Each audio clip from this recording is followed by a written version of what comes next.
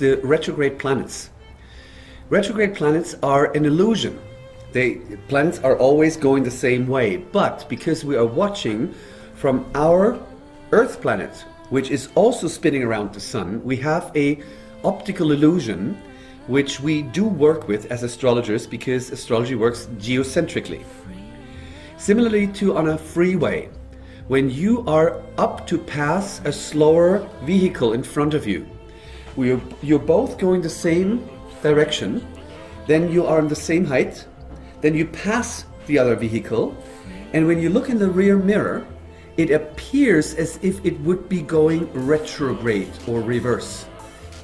It is not, but just from a very subjective point of view, from your car-centric, the other vehicle is now in the rear mirror going smaller, so it appears as going reverse. And that kind of effect we also work with in astrology, and we call that retrograde planets.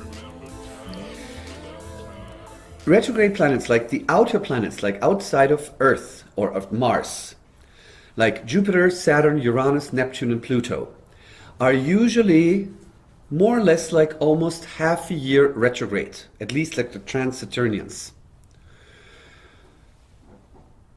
When they form, when the sun is in a certain element, from one triangle to the other element, to the next triangle, like the sun would be here, doesn't matter what sign, let's say Jupiter would be here, from that moment on until it is here, in that time it is retrograde. So when Saturn, for instance, opposing the sun, Saturn appears always from the Earth point of view as a retrograde. Just, as a little reminder. Mercury and Venus, different story. Moon cannot be retrograde. The nodes of the moon are always retrograde because they're not really planetary bodies. The interesting thing, what it means, and that's what I just wanted to briefly explain, and you have more information about that in my book, Evolutionary Astrology. Similarly to us driving a car, we go indirect. We experience new things.